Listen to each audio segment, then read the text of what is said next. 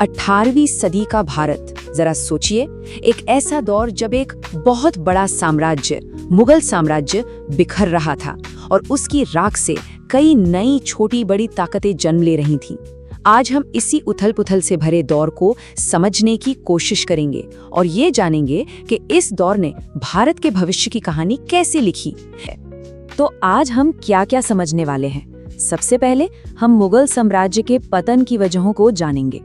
फिर हम देखेंगे कि इस खालीपन को भरने के लिए कौन-कौन सी नई शक्तियां सामने आई और उन्हें हम कैसे समझ सकते हैं। और आखिर में इन सबको मिलाकर 18वीं सदी का एक पूरा पावर मैप तैयार करने के लिए ये जानना जरूरी है कि वो केंद्रीय ताकत कमजोर क्यों पड़ी जिसने सबको एक साथ बांध रखा था।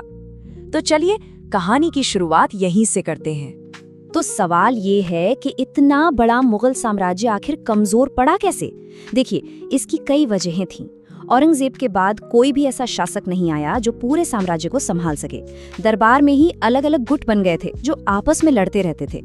ऊपर से नादिर शाह और अहमद शाह अब्दाली जैसे बाहरी हमलों ने साम्राज्य को बिल्कुल खोखला कर दिया। इसी वजह से एक पावर वैक्यूम या शक्ति का शून्य बन गया, जिसने क्षेत्रीय ताकतों को उभरने का मौका दे दिया। अच्छा, तो जब केंद्र में सत्ता कमजोर हुई तो प्रांतों में क्या हुआ? यहीं से हमारी कहानी का पहला हिस्सा शुरू होता है, उत्तराधिकारी राज्य। ये वो राज्य थे जो पहले मुगल साम्राज्य का ही हिस्सा थे, पर अब अपनी अलग पहचान बना रहे थे। तो ये उत्तराधिकारी राज्य थे क्या? दरअसल ये वही पुराने मुगल सूबे यानी प्रांत थे। इनके गवर्नरों ने देखा कि दिल्ली में तो सब कमजोर पड़ रहा है, तो उन्होंने मौके का फायदा उठाया। कहने को तो वो बादशाह के ही नुमाइंदे थे, लेकिन असल में अपनी मर्जी के मालिक बन बैठे थे। बंगाल, अवध, हैदराबाद, ये सब इसके सबसे बड़े उदाहरण हैं। चलिए सबसे पहले बंगाल की बात करते हैं। यहाँ के सूबेदार थे मुर्शिद कुली खान। बहुत ही काबिल प्रशासक थे। उन्होंने धीरे धीरे बड़ी होशियारी से बंगाल को लगभग आजाद ही कर लिया। मतलब मुगल बादशाह को बस नाम का सम्मान देते थे, बाकी सारे फैसले खुद करते थे। मुर्शिद कुली खान ने जो शुरुआत की उसे उनके बाद आने वाले नवाबों ने भी जारी रखा। शुजाउद्दीन आए, फिर अलीवर्दी खान, सबने बंगाल को और मजबूत किया। लेकिन फिर आता है 1757 का साल और प्लासी का युद्ध। ये एक ऐसा टर्निंग पॉइंट था जिसने सिर्फ बंगाल ही नहीं बल्कि पूरे भारत की कहानी बदल दी। यहीं से अंग्रेजों का दबदबा बढ़ना शुरू हो गया। अब सवाल ये उठता है कि बंगाल के नवाब इतने कामयाब कैसे हुए? उनकी कामयाबी का राज था उनका अच्छा प्रशासन और आर्थिक सुधार। उन्होंने रेवेन्यू सिस्टम को ठीक किया, जिसे इजारा प्रणाली कहते हैं। गरीब किसानों को तकावी नाम से लोन दिए ताकि खेती अच्छी हो। व्यापार को खूब बढ़ावा दिया। नतीजा, बंगाल उस वक्त भारत का सबसे अमीर सूबा बन गया था। अब जैसी कहानी बंगाल की थी, कुछ वैसी ही कहानी अवध की भी है। यहाँ सआदत खान ने एक स्वतंत्र राज्य की नींव रखी।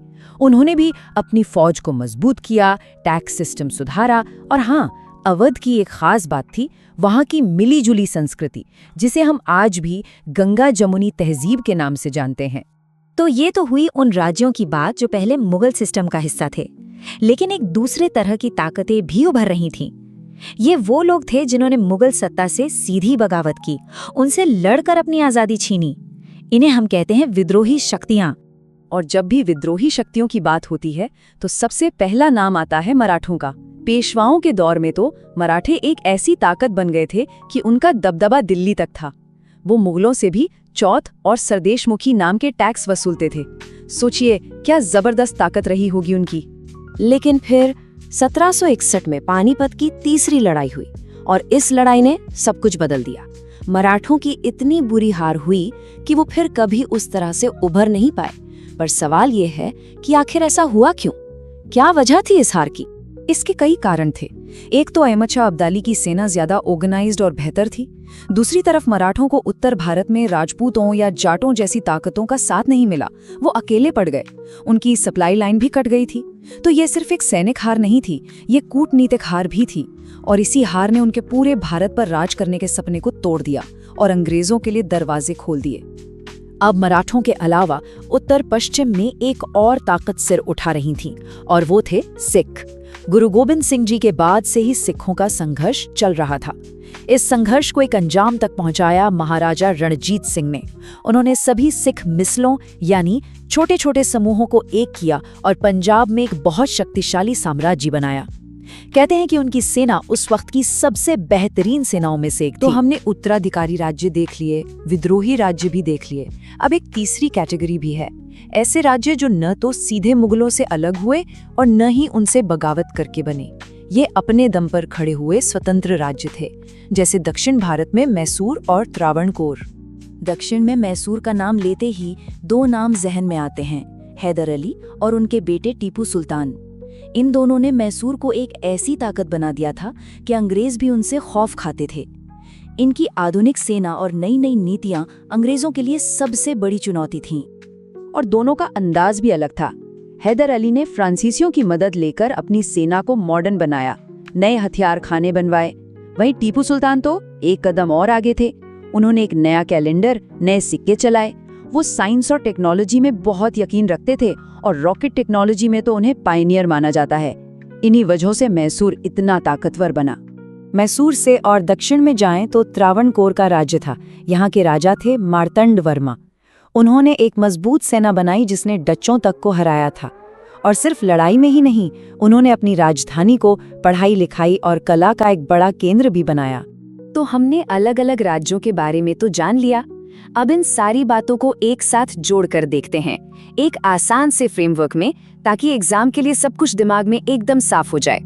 ये टेबल देखिए, इसमें सारी जानकारी एक जगह है। पहली कैटेगरी है उत्तराधिकारी राज्यों की, बंगाल, अवध, हैदराबाद। दूसरी है विद्रोही राज्यों की, मराठा, सिख, जाट। और तीसरी है स्वतंत्र राज्यों की, जैसे मैसूर, त्रावणकोर और राजपूत। रिवीजन के लिए ये एकदम परफेक्ट है। तो आखिर में सबसे बड़ा सवाल यही है कि जब भारत में इतनी सारी ताकतें उभर रही थीं, तो फिर अंग्रेज कैसे कामयाब हो गए? इसका जवाब छिपा है इन ताकतों की आपसी लड़ाई में। ये सब मुगल साम्राज्य की जगह तो लेना चाहती थी, लेकिन एक दूसरे से ही लड़ती रहीं। और उनकी इसी फूट का फायदा उठाया यूरोपीय कंपनियों ने, खासकर अंग्रेजों ने। तो कह सकते हैं कि एक साम्राज्य के बिखरने से जो खालीपन पैदा हुआ, उसे भरने के लिए जो लड़ाइयां हुई, उसी ने एक दूसरे और भी बड़े साम्राज्य की नींव रख दी।